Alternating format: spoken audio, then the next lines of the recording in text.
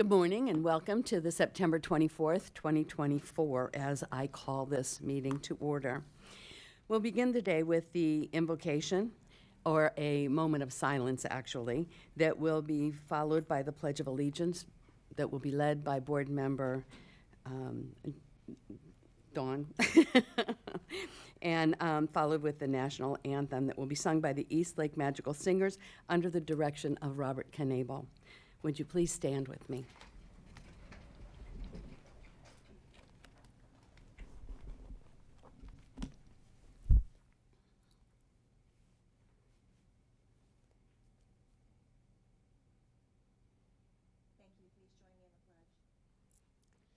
I pledge allegiance to the flag of the United States of America and to the republic for which it stands, one nation, under God, indivisible, with liberty and justice for all.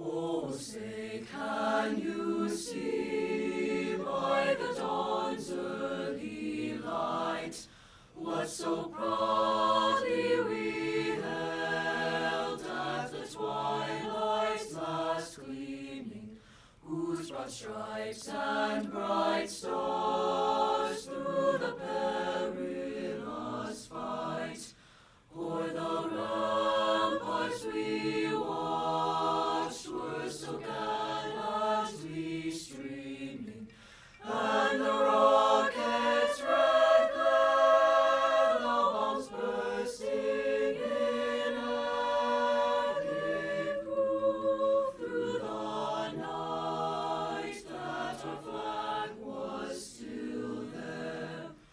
Oh, say does that star-spangled banner yet wave o'er the land of the free and the home of the brave?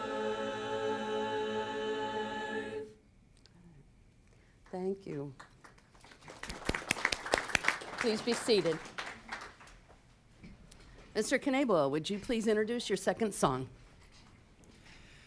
This next song we're going to do is a madrigal from 600 years ago entitled Sing We Enchanted by Thomas Morley. Back then, they were singing fa-la-la-la-las. That was nonsense. Back in the 50s, we were singing sha-na-na-na-na. And we were singing wop-bop-a-loop-bop. So it's kind of nonsense, but it's a madrigal about singing, enjoying life, enjoying the loved ones around you.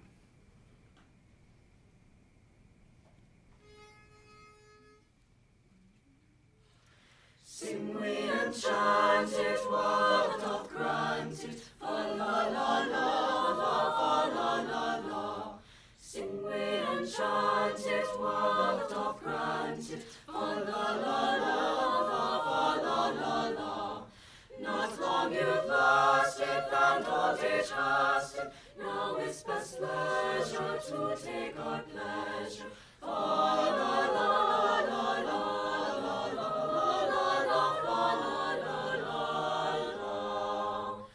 Not long you've lasted, and all day trusted, now it's best pleasure to take our pleasure.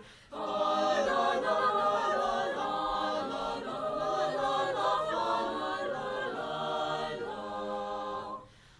things invite us now to delight us. All things invite us now to delight us.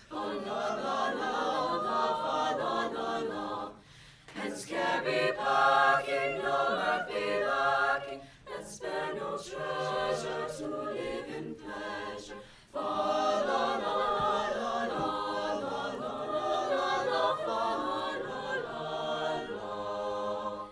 Hence care be packing, no mirth be lacking, and spare no treasure to live in pleasure.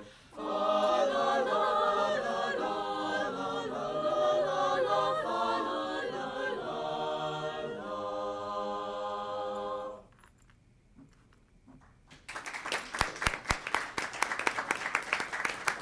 Good. Well, thank you very much. That was lovely. And thank you, Mr. Knable. And is Mr. Schnittendale here? That's a bad one. There you go. Makes you kind of proud of him, doesn't it? All righty. Thank you, and thank you for sharing them with us. Okay. We're now going to move to a video that celebrates Love Teachers' Wearable Art. Come on in, welcome back. Hello. This is my 6th year teaching here at Mildred Helms Elementary. It's my 4th year teaching art. You are going to make sure that you're showing depth with your build. I kind of take what I do in teaching with elements of art, principles of design, and I incorporate them into my fashion as well. So if you look at this piece right here, there's a lot of motion in the piece. Like when the person wears it and walks, you know, there's a lot of movement, which we teach as well. Is that like a point on top? Okay, I like it. When the kids really learn and understand everything that I do, it makes, you know, them buy in a little bit more. Probably about 12, 13 years ago, I got my first kind of taste with, you know, celebrities, entertainers. I like to incorporate what I teach the kids into my work, and then I incorporate what I do with my work with the kids as well. What's that? Where's that guy going? He's going to the restaurant. My favorite part is the shirts, and they look cool. Mr. Kizak is cool because he inspires me to work harder. 17 years ago, I never dreamed of throwing out the first pitch or designing a shirt for the Tampa Bay Rays to be given out to 12,000 people, or creating art for Simone Biles or some of my friends and stuff like that. So it's an honor to see my fashion on those people. And don't forget to get all these little windows and stuff with that Sharpie. And then I have to create. If I'm not creating, whether it's in here with the kids or I'm bored. So creating, it's an outlet of mine, it's a passion of mine. The fire's inside of me, and you know, the customers, just that whole passion keeps me going. How wonderfully fortunate we are to have teachers that are so talented and that are able to not only take the art that they're teaching, but showing them that we can translate it into a variety of mediums and clothing as well. We sometimes just think of 3D art and two-dimensional art, but this takes it to an entirely different level. So thank you for what you are doing with our students, and congratulations on how amazing your work is. All righty, so now we're going to go to the introduction of professionals and community organization representatives with Isabel Mascarenas. Thank you. Good morning, Madam Co-Chair, members of the board, Mr. Hendrick, and staff. It is my pleasure to introduce the following representatives of community and professional organizations. From the Pinellas Classroom Teachers Association, Lee Bryant, President. Representing the North Pinellas League of Women Voters, Vivian Posey. Good morning. From the Pinellas Arts for a Complete Education Coalition, Hennessy Weller. Today, we have a presentation from the Student Rights and Responsibility Committee. Please welcome Peyton Lord, Savannah Cabales, and Ava Alquaz from East Lake High School, and their principal, Daniel Schmidtdeal. Good morning and welcome. If you'll come to one of the, yeah, all right, Vab, it's good. Good morning. My name is Savannah Cabales, and I'm East Lake High School Student Government Executive Board President. Hi, my name is Ava Alquaz, and I am East Lake Senior Class Vice President. Hello, everyone. My name is Peyton Lord, and I am East Lake High School's Senior Class President. I want to thank everyone here today, especially the school board and executive leadership board, for this chance to showcase East Lake High School's opportunities. So I've spent all 4 years at East Lake High School, and I've truly loved every single one of them. And when I came to the school, I didn't have too many friends, but within my first week, I had quickly found my niche. And our amazing instructors also introduced me to our academic programs. And while I came to the school, enrolled in engineering, I was later invited to the Biomedical Academy. And both of these academies have served me very well and have been nothing short of amazing, as they're both filled with lots of hands-on activities and great instructors. So each year of engineering focuses on a different subject within the field. And in your 4th year, it culminates to a capstone project, which you combine all of these years to create and present an original product. And in our Biomedical Academy, you study many different fields of health-related sciences, from body systems to life-saving medical devices. And the capstone project for this is either a research project that leads to further insight of the human body, or a career journal from real shadowing experience to create a career journal on real shadowing experience on how to enter the related medical field. Eastlake also offers a business academy, which provides students with computer and entrepreneurship skills, which gives them a better dynamic of the business world. All these programs resulted in, 1,150 certifications for the graduating class of 2024. We also offer a performing arts program which introduces students to music and stagemanship. We offer classes that include various instruments, chorus, and theater or stage preparation. The successes of these students allowed 7 Broadway Stars of the Future awards to be given. These performing arts courses enable students to be better prepared for a future on the big stage. We also offer a visual arts program that enables students to learn about every medium of art, from hands-on painting to digital design. These students earned 34 pieces selected for the Scholastic Art Awards and 10 Golden Keys, which allows them to further enter competitions in New York. Eastlake offers over 25 AP courses, which provide students with free college credit. And one of these courses is the AP Capstone Pathway, which provides students with valuable research and presentation skills. Students who continuously challenge themselves in these AP courses are invited to our AP Capstone program, which allows them to speak about their experiences and encourage students to also challenge themselves with these courses. Besides the educational programs at Eastlake High School, Eastlake offers various activities for students to participate in that fit a wide range of interests. Eastlake offers all kinds of sports teams for boys and girls that have accomplished many achievements by exemplifying excellence both on and off the field and demonstrating unwavering commitment. Through the victories and the defeats of our student athletes, they have been taught important values, such as teamwork, discipline, and sportsmanship, all essential factors in personal growth. Even our student section, formerly known as Blue Crew, brings a fiery energy to all the games, supporting the school's sports teams through chants and cheers. Eastlake excels in fostering a sense of community and belonging through the 50-plus clubs that we have. Clubs are not just extracurricular activities. They are vibrant hubs of learning, growth, and connection. Eastlake High School is a place of over 2,000 students. And from an outside perspective, it may seem easy to get lost in the crowd. However, clubs bring together students with shared interests and passions. Whether it is an honor society, debate team, or student government, these groups make our school a more enjoyable and supportive place. Additionally, Eastlake has an extremely talented band and theater department that shine as their pillars of creativity. Our band has performed outstandingly at competitions and showcases, demonstrating their dedication and hard work. Their music is a harmony that enhances music education and appreciation by enriching the students' lives beyond the classroom. Moreover, the theater department deserves immense appreciation. Our theater department serves as a platform for students to showcase their talents in acting, singing, and stagecraft. The production not only inspires and captivates an audience, but highlights the skill and time that students contributed to their work. The theater department adds a lively dimension to the high school experience. Every club at Eastlake High School has an important purpose. They hold students to a higher standard and increase student involvement.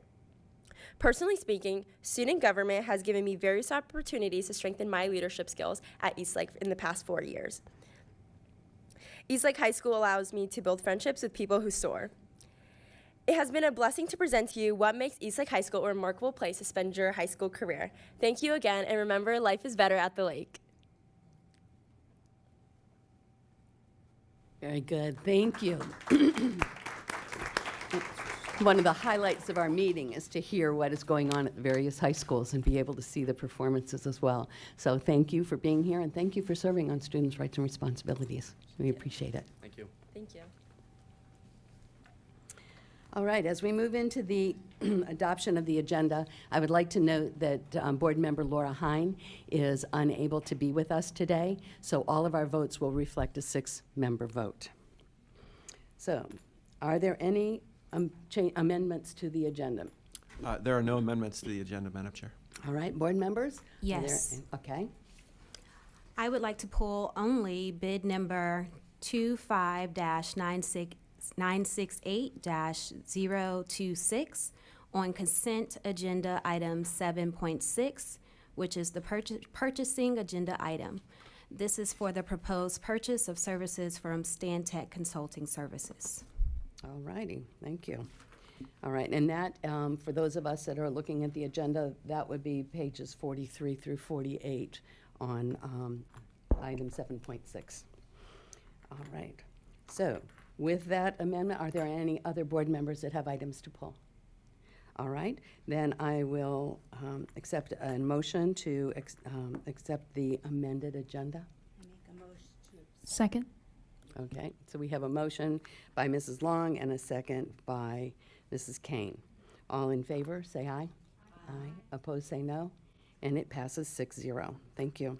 We'll move on to the special order with the presentation of a proclamation observing Disability History and Awareness Weeks during the first 2 weeks in October of 2024. Do we have a motion to adopt?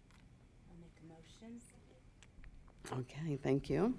And Mr. Hendrick. Thank you, Madam Chair. I'm excited to ask Lynn Mowat, our Executive Director of Exceptional Student Education, to share more about this proclamation as we honor the students and educators in our district. Okay, thank you. Welcome. Thank you. Good morning, Madam Chair, members of the board, Mr. Hendrick, staff, and community. During the first 2 weeks of October, we will celebrate Disability Awareness Weeks. During this time, schools should engage in activities that support the history of disabilities and promote awareness. In Pinellas County, we serve approximately 14,000 students with disabilities. We continue to provide opportunities for inclusion and quality programs and services. We focus on universal design for learning, highlighting the importance of access for all. We continue to see an increase in our students who graduate becoming employees of Pinellas County Schools. Throughout these 2 weeks, schools should support activities that promote positive attitudes towards the successful inclusion of students with disabilities, increase respect and acceptance of individual differences, increase understanding of disabilities and related social issues, and facilitate the development of literacy and language arts skills through activities about disability awareness. Thank you for acknowledging the importance of our students and adults with disabilities and the positive impact they have on our district and our community. Mrs. Myers, would you please read the proclamation? Absolutely. Thank you. Thank you. Proclamation, Disability History and Awareness Weeks. Whereas the Pinellas County School Board recognizes the important contributions and achievements of individuals with disabilities. And whereas during these 2 weeks, students may be provided intensive instruction to expand their knowledge, understanding, and awareness of individuals with disabilities, the history of disability, and the disability rights movement. And whereas the goals of disability history and awareness instruction include A, better treatment for individuals with disabilities, especially for youth in our schools, and increased attention to preventing the bullying or harassment of students with disabilities. And B, encouragement to students with disabilities to develop increased self-esteem, resulting in more students with disabilities gaining pride in being an individual with a disability, obtaining post-secondary education, entering the workforce, and contributing to their communities. And C, reaffirmation of the local, state, and federal commitment to the full inclusion in society of and the equal opportunity for all individuals with disabilities. And whereas public awareness, knowledge, and understanding of disabilities promote full participation by students with disabilities in school and community activities. The increased awareness of individual contributions by people with disabilities advances inclusive communities. Now, therefore, the School Board of Pinellas County recognizes the 2 first weeks of October as Disability History and Awareness Weeks in Pinellas County Schools and urge all citizens of Pinellas County to celebrate the many contributions individuals with disabilities make to Florida, our nation, and our world. Signed, this 24th day of September 2024. Thank you. Is there any discussion? All righty, with no discussion, all in favor of adopting the proclamation, say aye. Aye. Opposed, say no. It also passes with a 6-0. Thank you. All right. Mrs. Haug, do we have any speakers? Yes, Madam Chair, we have one speaker for an agenda For item. an agenda item, all righty. The members of the public have 3 opportunities to speak to the board as we gather for the business meeting. The first is public comment on agenda items. The second is at public hearings, most of which are policy. The last is after the meeting when speakers may address the general business of the district. At each opportunity for input, board members are here to listen. This is not a time for interaction, but the board will take your comments into consideration before it votes on the agenda items. The board is committed to a standard of civility and decorum in conducting our meeting. This includes refraining from clapping or making audible noises during or after a speaker's comments. We appreciate you assisting us in maintaining a civil and constructive environment. Lastly, please note that this meeting and all public comments will be broadcast live on the internet, and the video will be publicly archived. Members of the public may always communicate with the board through the email address board@pcsb.org or by calling the board office at 588-6300. Thank you. Would you please call the speakers? Yes, our speaker is Mark Clutho. He is speaking to items 7.7, 7.8, and 7.9. Thank you.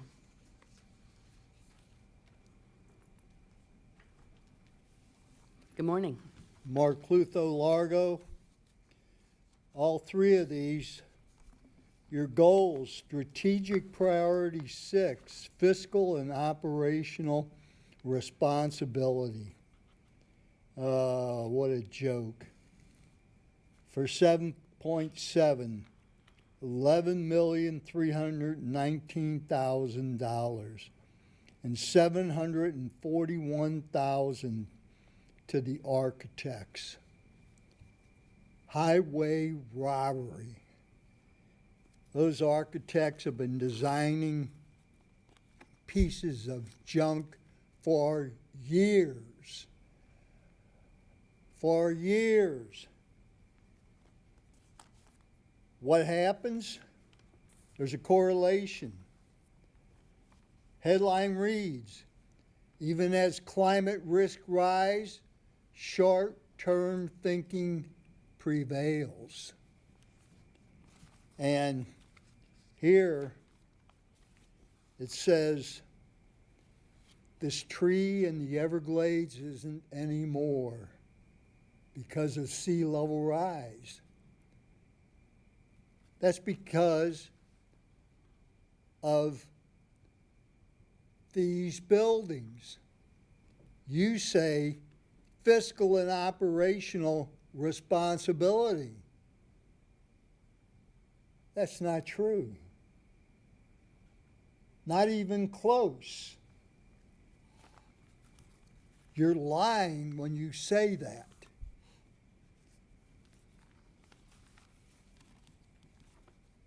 Here's the graph.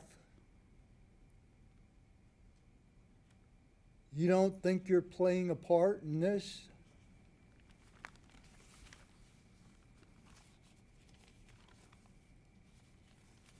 The headline, heat deaths in U.S. have soared since 1999, studies finds. Mosquito-borne equine encephalitis is keeping people indoors after dark.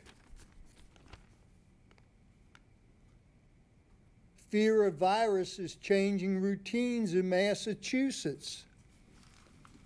Well, your buildings are making that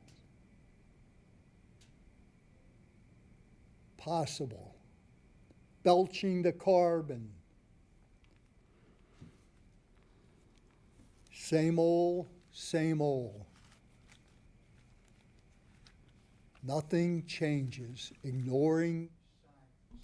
Madam Chair, there are no other speakers. Okay, thank you. All right, now for the consent agenda. Do we have a motion? Make a motion. Motion to approve by Mrs. Long and a second by Mrs. Meyer. All in favor say aye. Aye. And opposed say no. It passes 6-0. We will now take up item 7.6. which is the bid number that was mentioned earlier. And as I said, pages 43 through 48 on here, the Stantec Consulting Services. And we'll ask for a motion. Move approval. And we have a second by Ms. Peters. Now, because Mrs. Edmond pulled the item, we're going to go to you first, and then we'll go to Mr. Hendrick. So would you begin, please? Yes, thank you. I pulled this agenda item because of the importance of the district continuing to work collaboratively and delicately with the community to honor and preserve the cemetery located at Old Curtis Fundamental School, Palmetto Elementary School building. Mr. Herbeck, would you please provide the public additional information regarding this bid and the ongoing communication that has occurred with community members who have family members buried here and other stakeholders? Yes, ma'am. So to start, kind of take you back to about 2019 when we were exploring the possibility of taking this building down. And in late 2020, it came to light that there was a cemetery there. So at that time, in late 2020 and throughout the early parts of 21, I started meeting with members of the community, sometimes on an individual basis as we watched the ground truthing take place. But eventually those meetings became very large meetings sponsored by the City of Clearwater. And the City of Clearwater put on the meetings both for the North Greenwood Cemetery and for the cemetery located where the Frank Crum building stands now, just to make sure that they were getting input from the community on, for one, if there were any others, but most importantly, what would be the move forward, what would take place in the future that now that these cemeteries were rediscovered. Those meetings then kind of developed into smaller groups, more focused on individual kind of efforts moving forward at our cemetery, and kind of the Frank Crum Cemetery kind of split. And so I've been continuing to meet with the small group that's really talking about the North Greenwood Cemetery since that time. About a year ago, maybe just a little bit more than a year ago, a group was formed called the 3C Society. And the 3C Society is made up of decedents from people who are buried at both locations, again, primarily at the North Greenwood location. I continue to meet regularly with the members of the 3C Society. And in fact, I and the city manager for Clearwater meet with them quarterly just to make sure that, again, progress is being made on an eventual solution to both cemeteries. And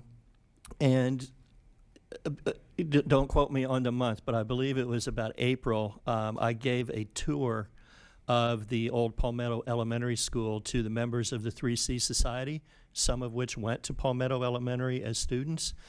And after that tour, as a committee, they came to us as a school district and asked that the building be taken down. Once they see the kind of the impact the building has and exactly where it lies in relation to the cemetery, they made that decision. And so we started, after we received that request, we worked with our maintenance department and especially with Mike Hewitt, our director, to explore ways in which we would take down the building. One of the things that we discovered going all the way back to the work that Cardno at the time did when they did the ground truthing was that if any building were to be demolished or parking lot taken up or anything done on that property, it had to be overseen, the work had to be overseen by an archaeologist and to make sure that no graves were impacted. And so this contract that you see before you today with Stantec, who's taken over for Cardno, and so Stantec and Cardno are kind of the same. This contract today is to develop a work plan that would take down the building and possibly look at taking up the parking lots and maybe some sidewalks and taking them down in a way in which no graves will be impacted. They also will work to identify a company who has the credentials to be able to take that building down and follow their work plan. Stantec will also have people on site to make sure the plan is being followed every single day to make sure there are no impacts. And of course, we will work hand in hand with Stantec. We will work hand in hand with the demolition company and obviously the 3C Society as well. When we shared with the 3C Society that Stantec and the same exact people, the same Stantec staff members who did the ground truthing would also be involved with this aspect of the project, they were pleased. They had comfort level with those people for the work that they did in the past. So again, the contract for you today is just to work on the ground, or to work on the work plan, to oversee the actual demolition, and to select a demolition company. And we will have a right to refuse that demolition company if we aren't comfortable with them. But Stantec will do that background work for us and present a company to us. And again, if we decide not to go with them, they'll go back to work and find another one that we're more comfortable with.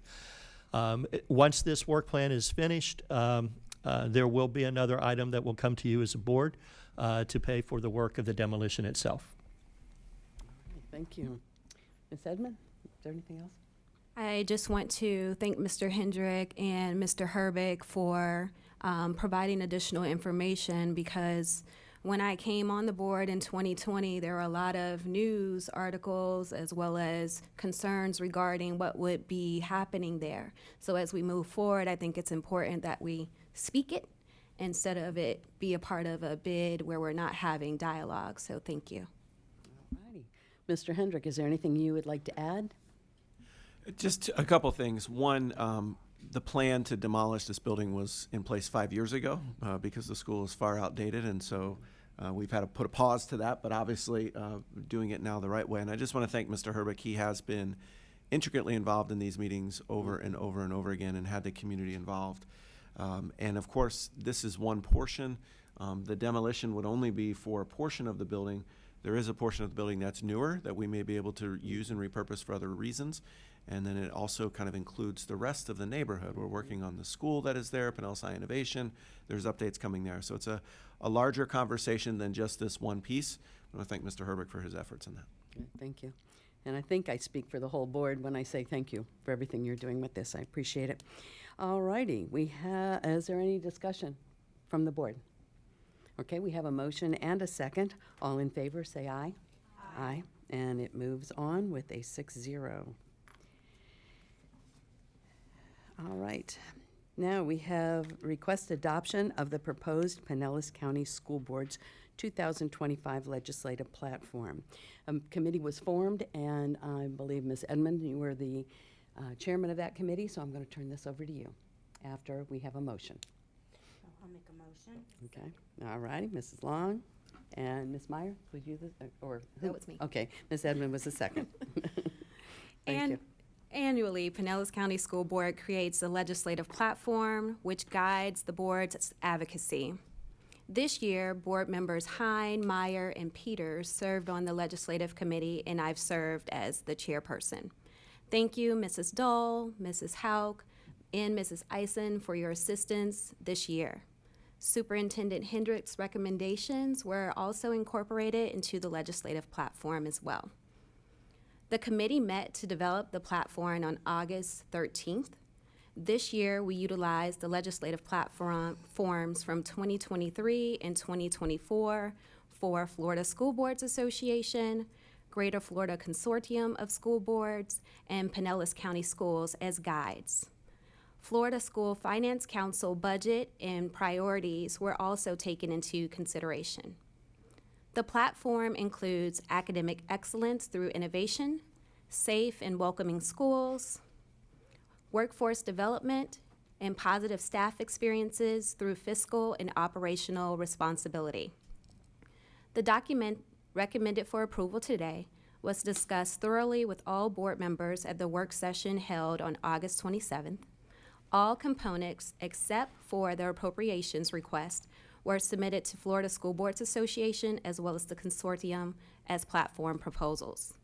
This platform may not include every individual board member's advocacy items. However, we were able to agree on the items in this proposal prior to bringing it to the entire board for voting.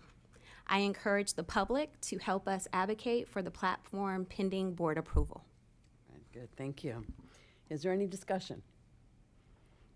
I know we've had some discussion, as you mentioned, at the workshop in order to come up with this. And I want to re-emphasize, we encourage the public to help us with this. This is not a load that we can carry alone. So we have a motion to approve as well as a second. All in favor, say aye. Aye. All righty, and it passes 6-0 as well. Thank you. Now we're going to move on to request approval of the land disposition and development agreement and the ground lease agreement with Tomlinson Community Partners and the development of the former Tomlinson Adult Education Center. Do we have a motion? All right, a motion to approve. Second. All righty. I'm going to take Mrs. Peters as a second, so we'll do Kane and Peters. All righty. Thank you. Mr. Hendrick. Thank you, Madam Chair. This agenda item brings forward the approval of 2 separate agreements with Tomlinson Community Partners for the development of the Tomlinson Adult Education Center in St. Petersburg into apartments that include some below market rate units for qualifying Pinellas County School staff members. There's over 100 years of history in the Tomlinson Education Center building that was built in 1924 at a cost of $153,000 to the Pinellas County School Board. It complemented the former St. Petersburg High School that sat a block away on Mirror Lake, and the current St. Petersburg High School was opened in 1926. The old St. Petersburg High School, ironically, is now privately owned Mirror Lake Condominiums building. And note the parallels with these properties in the residential use that is now being sought in this neighborhood. Starting around 1930, Tomlinson became the home to vocational education, with its emphasis on adult learning starting about 40 years ago. In December of 2021, Pinellas County Schools closed Tomlinson Adult Education Center due to a declining enrollment, and all viable programs were relocated to existing adult education sites across the district. The site was then identified as one that could be transformed into a mixed-use facility featuring workforce housing for district teachers and other staff who qualify. For the last several years, district staff have researched similar projects, provided updates to the board in multiple workshops, and most recently negotiated 2 significant agreements with a developer who was selected and approved through a competitive bidding process. It is these 2 documents that we are discussing today. The approval of these agreements is another step in the lengthy process to realize this goal of opening these below market rate units for Pinellas County School staff members. And it is a significant step, but also understand that the real work continues with, once these agreements are ratified, with an additional document that must be created that will answer many of the questions that the public still has, such as how many units might be available and what might be the criteria to apply for those, as well as what might the cost be. That will come forward in a 3rd plan called the Developer's Rental Plan. We'll bring that to the board at a workshop and have public discussion, and then bring that back to the board for vote. But for today, these 2 agreements, the Land Disposition and Development Agreement and the Ground Lease Agreement with Tomlinson Community Partners, are what we're discussing.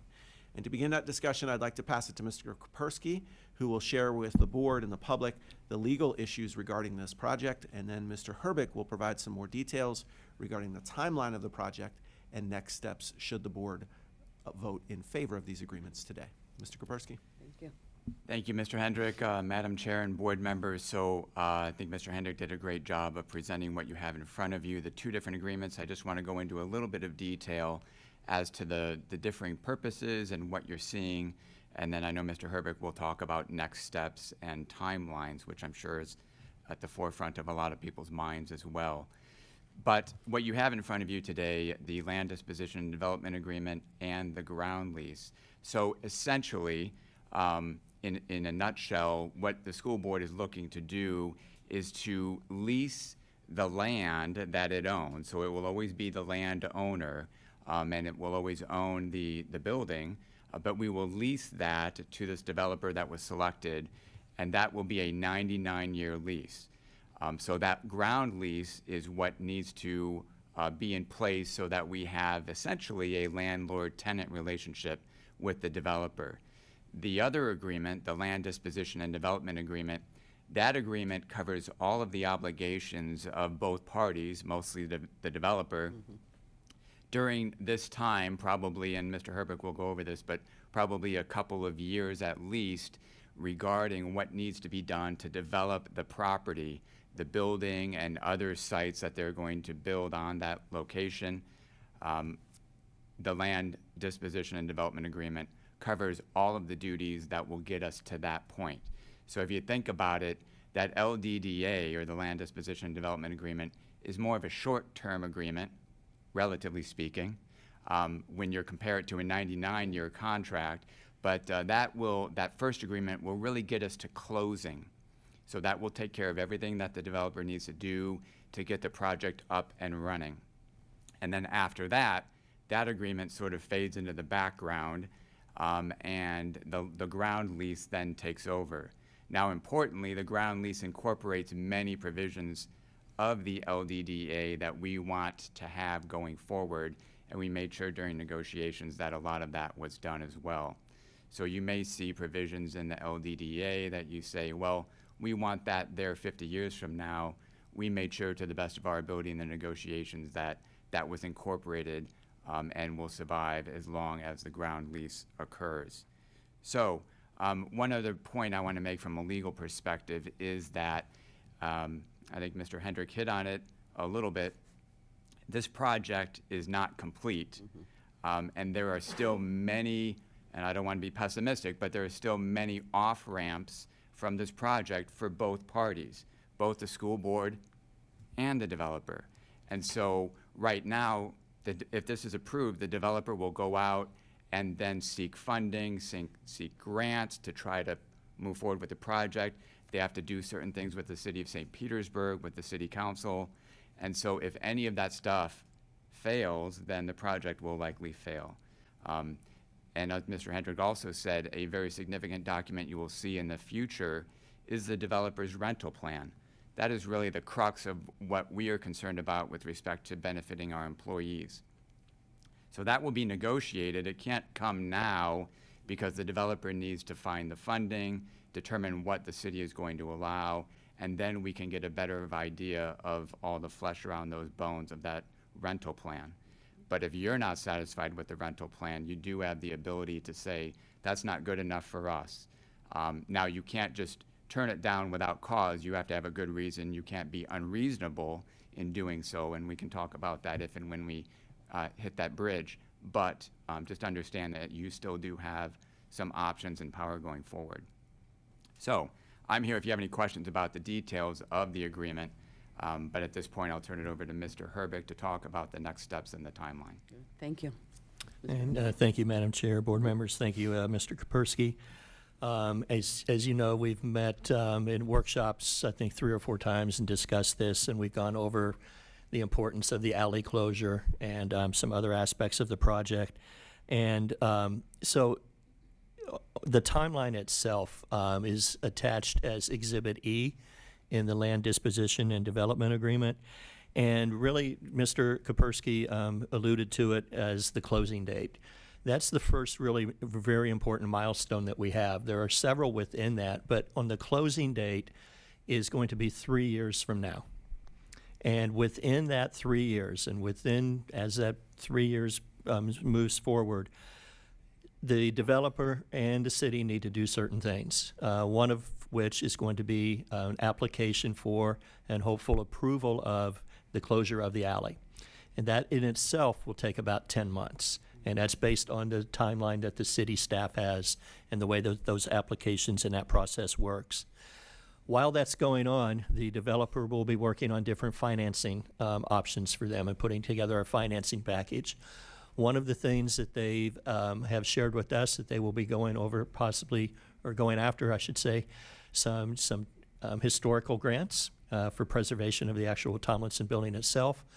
And we'll also be searching or seeking out different grants and credits for workforce housing. Those are all cyclical.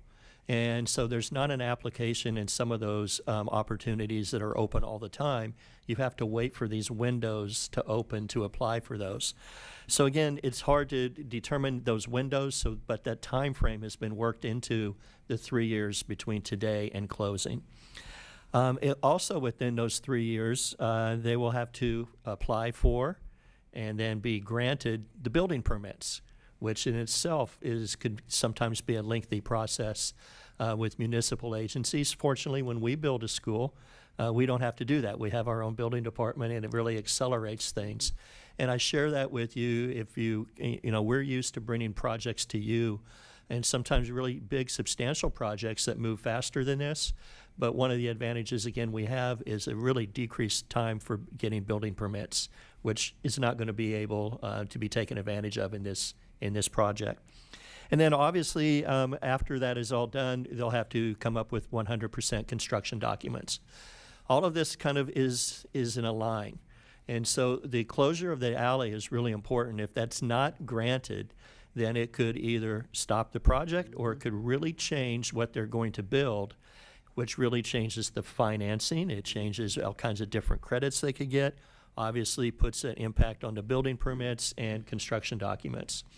So that 3-year timeline between now and closing gives them plenty of time to do that. And as they shared with you at the last workshop, they have every intention to move faster than that, and we'll take advantage of that when the opportunity arises. The construction of the building itself will be about 30 to 35 months, which kind of leads us to the questions that we hear all the time. When is it going to be open, and who gets to live there? So we put all this together. You're looking at between a period of, reasonably between 5 and 6 years till it opens. Who gets to live there is going to be determined by the rental plan, which Mr. Kapersky already shared with you. But we will be working with them beginning immediately on ideas with the rental plan. And again, the rental plan will depend on what kind of building they build, which again depends on the alley closure, depends on a lot of other factors.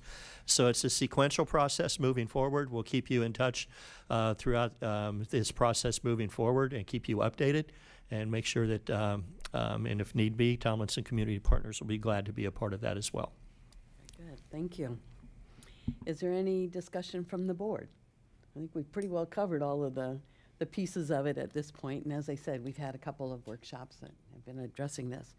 So if there is no other discussion, we have a motion and a second. So all in favor of adopting items 8.2, the request of the land disposition and development agreement and the grounds lease agreement with Tomlinson Community Partners and the development of the former Tomlinson Adult Education Center.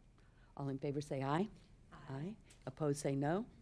And it passes 6-0. Thank you very much. Okay, we'll now move on to items introduced by the superintendent. I think you have a lot to tell us today. Well, we'll start with the weather. And so within the last hour, we did announce school closures for Wednesday and Thursday of this week in cooperation with the Pinellas County Emergency Management as we prepare for the tropical system, which is now a tropical storm predicted to impact our community. As such, all schools and offices will be closed on Wednesday and Thursday, and that includes all activities.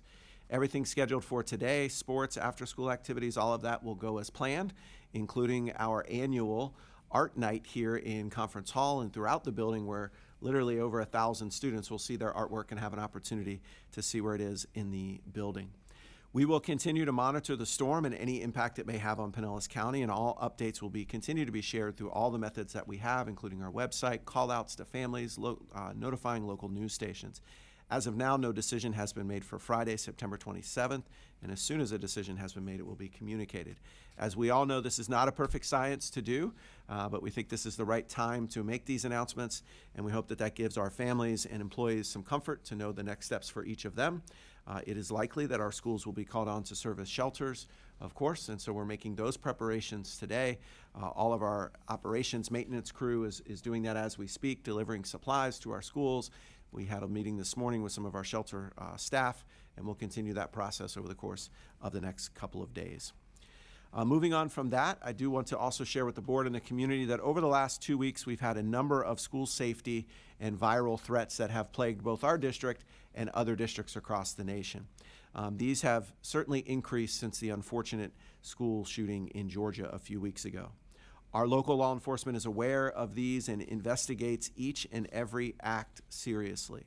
Schools police, our school administrators, all participate in that with local law enforcement. And I want to remind students and families across the community that they should not repost any threats on social media. They can certainly report them through our anonymous reporting app, but should not spread rumors or do anything on social media that may get them in trouble. We urge all of our students and parents to follow this advice, as students who do post false threats face school consequences and legal consequences. And unfortunately, we continue to see that happen locally and across the nation. Moving on to more cheery news than the weather and school safety, I want to recognize a couple of our Pinellas County Schools visual arts for outstanding recognitions across the state. And one is our pre-K-12 visual arts specialist, Jonathan Ogle, and also art teacher at Richard L. Sanders School, Zachary Thompson, who are recognized by the Florida Art Association for achieving the highest levels of professionalism in the field. Mr. Ogle won the Supervisor and Administrator of the Year Award, and Mr. Thompson won the Adaptive Arts Educator Award. Both will be honored at the FAEA Annual Conference, which is held October 17th in St. Petersburg. I mentioned our administrative art show tonight. The all-county K-12 exhibit open house reception will take place here with over 1,500 pieces of student artwork throughout the district. The students and their families are invited to one of the country's largest annual exhibitions for students. This is because of our Pinellas County Schools referendum that we're able to do exhibits like this and provide the equipment and technology to help students produce strong and award-winning works of original art. Also tonight, for families, we have a live stream event for our district application programs. We'll host it on YouTube and Facebook Live to provide an overview of the district application program application process. Families who want to learn more about magnet programs can find the link to the live event on our social media and website, and it is recorded so that families can go back and watch it at another time. Some other upcoming events: Pinellas Technical College will have open houses coming up at the Clearwater campus on October 1st and the St. Petersburg campus on October 15th. Both are from 5:30 to 7. You'll get a chance to meet instructors, consult with counselors, and talk with financial aid staff about your career in a year. And our ESOL department is having an ESOL Community Resource Fair coming up. It is on October 10th from 5:30 to 7:30 and will feature a number of partners with dozens of community partners to provide resources to families who speak the native languages. Check our website out for more information on that.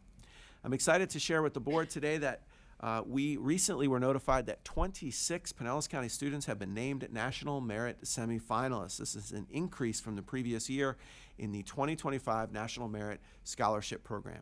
Students qualified by taking the 2023 PSAT National Merit Scholarship Qualifying Test, and they are among the highest scoring students in the nation, representing the top 1%. Semifinalists must fulfill several requirements to be considered for the merit scholarships and advance to the finalist level of this prestigious competition. The National Merit Scholarship winners will be announced in 4 news releases beginning in April and concluding in July. And I know the board looks forward to recognizing these students once again at our annual honors breakfast.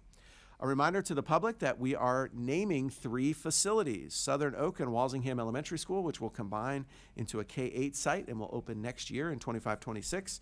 The new Leadership Center right across the street from our Pinellas County Administration Building, and our Employee Child Care Program, which opened this summer. The deadline to submit ideas is September 30th. We have over 100 submissions already. We'll be sharing those with the board at a workshop in October, and you can learn more about that on our website. And finally, I want to recognize this meeting's superintendent standout, and it is Tracy Johnson, a varying exceptionalities teacher at Tarpon Springs Fundamental Elementary School. Mrs. Johnson has been a continuous employee with Pinellas County Schools for 9 years, but over 20 years in total. She's one of those people, her colleague says, that you can go to anytime for suggestions on how to best support students who need a little extra bit of support.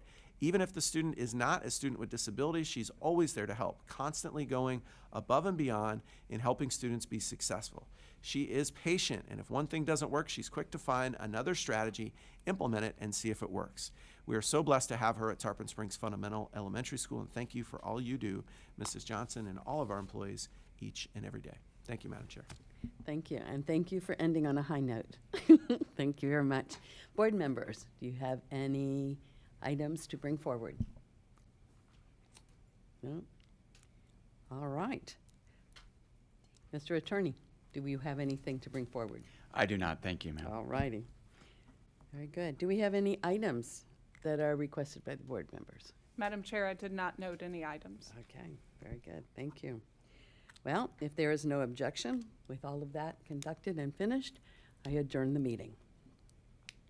All right, as the meeting is adjourned, we will now move into public comment on the general business of the district. Please note that the views and comments of the public speakers are not our own, nor are they addressed or sponsored by the school district or school board. We cannot ensure the accuracy of statements made, but we'll review concerns that are raised and take appropriate action, which may include clarification or referral of speakers to the proper staff for assistance. The board is committed to a standard of civility and decorum in conducting our meetings. This includes refraining from clapping or making audible noises during or after a speaker's comments, and we appreciate you assisting in maintaining a civil and constructive environment. Additionally, please note, although board members or Superintendent Hendrick may leave the dais briefly, there are speakers in the back room, and we'll continue to be able to hear all of your comments. Thank you very much. Do we have speakers? Yes, Madam Chair, board members, and Mr. Hendrick, we have 3 speakers today. The first 2 are Ryan Hachinsky and Mark Clutho. All righty, thank you.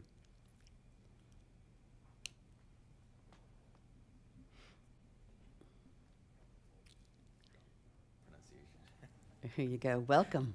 Good morning, board members and superintendent and staff. My name is Ryan Hazinski, and I was an educator for 20 years over in Hillsborough County, taught a lot of different subjects and everything else. Since leaving the classroom, I have worked full-time in the blockchain industry, now as a director of protocol relations, providing institutional-grade hardware for blockchain networks. In my journey through this period, I met the CEO, and who has now become a good friend of the ARC blockchain ecosystem, and he tapped me to become sort of my actual title is the ARC Blockchain Education Liaison. Hopefully all of you received my email with an attached info sheet last week. I guess having spent so long in the classroom, you can take a teacher out of a classroom, but you can't really ever take away the passion for sharing what you've learned with others, and that's really why I'm here today. In the last few months, I've begun just initiating conversations with legislators. In fact, it was actually Representative Cheney who recommended I put together that one-pager sheet that you hopefully saw. And so I just wanted to, come to speak before you to kind of initiate a conversation, to just build a relationship with all the contiguous counties to Hillsborough in an effort to just talk about what blockchain technology and its education could do for students moving forward. There's a very real sense in which we have an education system that was designed at the end of the 19th century and that was really built for 20th century employment, and at this point is completely outmoded. We have to be thinking about incorporating these kinds of educational methodologies, talking about blockchain, AI, and things that are going to shape our increasingly digitizing world. And in so doing, ARC is here just to introduce itself through me and have a conversation. If you ever have any questions about what you've read, there's a lot of things that we're trying to already organize in other school districts, whether that's low-level seminars or what have you for students. But at the end of the day, this could be an alternative pathway to college. If you saw the sheet, there's incredible value that these jobs can offer in our economies. So this is something that, and here right in Tampa Bay, in this area, we have a lot of blockchain companies that are already working. And so there are people who are in this industry, and you may see at the federal level, there's now this big push for regulatory clarity around this kind of technology along with AI. And so I'm just here to have a conversation and offer the invitation that if any of you ever want to have an individual meeting or want to learn more, the superintendent, the staff, anybody, I'm here to be a resource, here to help educate. And at the end of the day, I would be remiss if I did not say that there was great serendipity in me coming to speak before you today, because one of my former students, Hennessy, is here, actually also working as an education advocate in her own right. So that really made my teacher heart go pitter-pat. So thank you so much for giving me the time today. It was really great to hear some of the good things that are happening in Pinellas, and ending on that high note. And I hope everybody stays safe during the storm. You have my email, and I'm here to continue the conversation whenever you're ready. Thank you so much. I appreciate it very much. Take care. Thank you. Good morning. Mark Clutho, Largo. I'm wearing my John Stuart Mill shirt. Although it is not true that all conservatives are stupid people, it is true that most stupid people are conservative. Yeah, how true. Yeah. And what did I hear? The word unreasonable. Oh, but that fits here. You are so unreasonable. Look at this article here from Sunday, September 22nd. Grabbing school gear in case of shooting.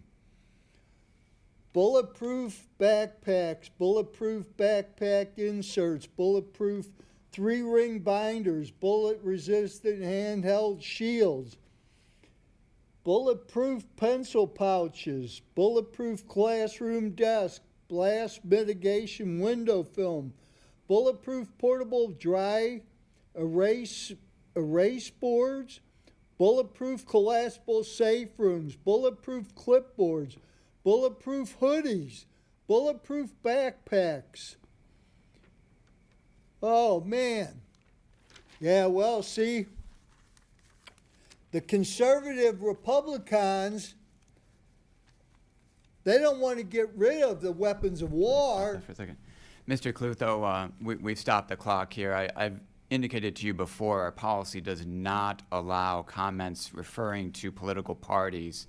And so if you would like to speak about the educational policy in the district, you may feel free to do so, but you cannot continue to speak about conservative, liberal, Republican, Democrat. That is not allowed in this limited public forum. Thank you. Well, here's the fact. Trump wants to shut down the Department of Education. Now, he is a Republican.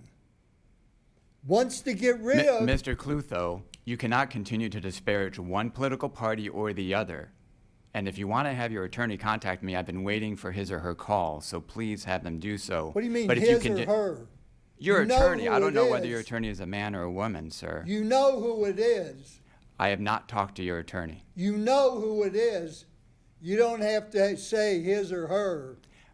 I don't know who your attorney is, sir. Yes, you do. Okay. So, again, please direct your comments where you're not disparaging one political party or the other. You may talk about what a president or a former president is advocating for as long as it relates to educational policy. Thank you, sir. Project 2025, get rid of the Department of Education. Get rid of the lunches and breakfasts. Who's Project 2025? These are the facts.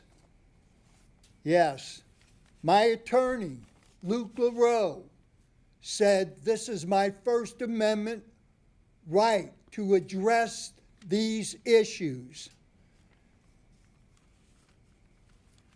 You don't know what the First Amendment means. And at the schools, this is where it should be highlighted. It should be highlighted, the First Amendment. Don't you understand that? The Constitution. It's very simple. Very, very simple. Just like educating about John Stuart Mill. History. Thank you. The next speaker is Lee Bryant.